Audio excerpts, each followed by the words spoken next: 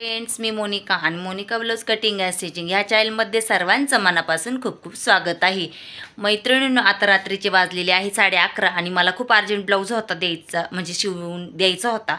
आणि 11:30 वाजता मी का ब्लाऊज शिवला ते पण मी तुम्हाला सांगणार आहे. त्या अगोदर मी तुम्हाला हा जो ब्लाऊज शिवते ते एरिया दाखवते, कारण की मी जिथं माझं बुटीक चालू केलं आहे आणि घराला खेटूनच आहे, त्याच्यामुळे मशीन वगैरे सगळं बुटीकमध्ये आहे. म्हणजे जे माझं मशीनचं मी आता टेलरिंगचं विक्रीसाठी ठेवलेलं सामान आहे ना, तिथेच मी ब्लाऊजची कटिंग आणि स्टिचिंग करत असते. तर मग आता जो ब्लाऊज होता मला तो आता तुम्हाला सर्वप्रथम दाखवते. आता घड्याळात किती वाजलेले आहेत ते तर तुम्हाला दिसत असेल, घड्याळात 11:30 वाजलेले आहेत ऑलरेडी रात्रीचे. आणि जरा उलटं दिसत असेल कारण की व्यवस्थित म्हणजे कॅमेरा फ्रंट कॅमेरा आहे त्याच्यामुळे तुम्हाला उलटं दिसत असेल, पण 11:30 वाजलेले आहेत. आणि ॲक्च्युली मी ब्लाऊज आत्ता जस्ट कटिंग करून स्टिचिंग केलेला आहे. तो ब्लाऊज सकाळी जे कस्टमर आहे ना, ते खूप दिवसापूर्वी माझ्याकडे ब्लाऊज टाकला होता शिवण्यासाठी, परंतु मला काही ते जमलं नाही शिवायला. म्हणजे एकदम दुसरे ब्लाऊज येत असल्यामुळे ते मागं पडला ब्लाऊज. आणि त्या कस्टमरचा मला अर्जंट कॉल आला 8 वाजता की मला ब्लाऊज सकाळी 9 वाजेपर्यंत पाहिजे. पण सकाळी 9 वाजेपर्यंत पाहिजे तर सकाळी उठल्यानंतर पुन्हा शाळेची गडबड असते, डाबा वगैरे करायचा, सगळं धुणं वगैरे धुवायचं, भांडे, घरातलं सगळं काम आवरावं लागतं. त्याच्यामुळे मी काय म्हणलं, चला आपण आत्ताच ब्लाऊज आपला स्टिचिंग करून घ्यावा हा जो कस्टमरचा आहे तो. आणि तुम्हाला दाखवते आजूबाजूला किती त्या ब्लाऊजचा पसारा झालेला आहे. आता हा जो ब्लाऊज आहे हा कस्टमरचा आहे, साधा आहे, सिंपल आहे एकदम, म्हणजेच कटोरी ब्लाऊज आहे. त्याला मी आत्ताच काय केलं, हुक म्हणजे गुंड्या म्हणजेच काय म्हणते बटन आणि काजे वगैरे मी केलेले आहेत. आणि हे अजून सामान पण इथंच आहे, मशीन पण चालू आहे. आणि हे त्याचे ब्लाऊज पीसचे तुकडे वगैरे हे पाहू शकता तुम्ही, सगळं आजूबाजूला सगळा पसारा पडलेला आहे.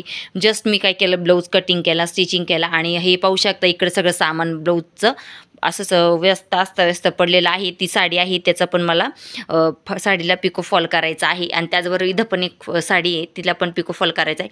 म्हणजे अशा खूप साड्या आहेत बरं का, पण त्यांना पिको फॉल करायचं राहिलेला आहे. आणि मैत्रिणींनो, तुम्हाला एक सांगायचं होतं मला, काय झालं असलं तरी आपलं जे कस्टमर असतं ते आपल्या देवाप्रमाणे असतं. आणि की कस्टमरांची म्हणजेच तसं पण खूप दिवस झाले होते हे ब्लाऊज माझ्याकडं राहिलेलं होतं आणि त्यांना ते अर्जंट हवं होतं, म्हणून मी काय केलं आत्ता तो ब्लाऊज कंप्लीट केला आहे. कारण की सकाळी टेन्शन नको आणि सकाळी पुन्हा 10 वाजता बुटीक चालू उघडायचं असतं, तर पण त्याच्या अगोदर सर्व घरातली कामे आवरावी लागतात आणि मुलांना पण शाळेत न्यावं लागतं. त्यासाठी मैत्रिणींनी मी काय केलं, हा जो ब्लाऊज आहे तो मी कंप्लीट करून घेतलेला आहे. रात्रीचे 11:30 वाजले तरीसुद्धा मी हा ब्लाऊज कंप्लीट केलेला आहे. मैत्रिणी, मला तुम्हाला या गोष्टीतून एवढंच सांगायचं आहे की आपण जे काम करतो ते काम आपण मनापासून केलं पाहिजे आणि ते काम करताना आपल्याला आनंद मिळाला पाहिजे, असं काम आपण केलं पाहिजे. ज्या गोष्टीपासून आपल्याला आनंद मिळतो तेच काम आपण करायचं असतं. आणि चला मग आता ना, हा ब्लाऊज आहे आता ठेवून देते. आता मशीन वगैरे आहे ना, ती पण बंद करून घेते आणि आता मी झोपायला जाते. तुम्हाला सुद्धा गुड नाईट. आणि हा जो व्हिडिओ येईल तो मला माहीत नाही आता कधी मी टाकू शकेल, ज्या टायमिंगला मला जमेल टाकायला त्यावेळेस मी अपलोड नक्की करेल. तोपर्यंत काय करा, तुम्ही स्वतःची काळजी घ्या आणि टेक केअर. Bye bye. चला भेटूया मग नेक्स्ट व्हिडिओमध्ये. तोपर्यंत स्वतःची काळजी घ्या.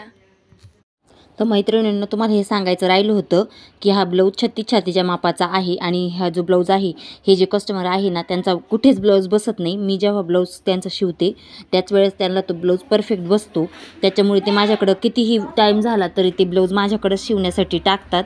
आणि गळा पण छान आलेला आहे, कटोरीचा पफ वगैरे पण खूप छान आलेला आहे. आणि मी हा ब्लाऊज पूर्ण स्टिचिंग करून झालेला आहे माझा.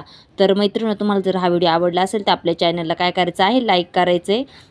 सबस्क्राईब नाही केलं तरी चालेल, परंतु लाईक करा, शेअर करा आणि जास्तीत जास्त शेअर करा, म्हणजे तुमच्यापर्यंत हा लवकर पोहोचेल.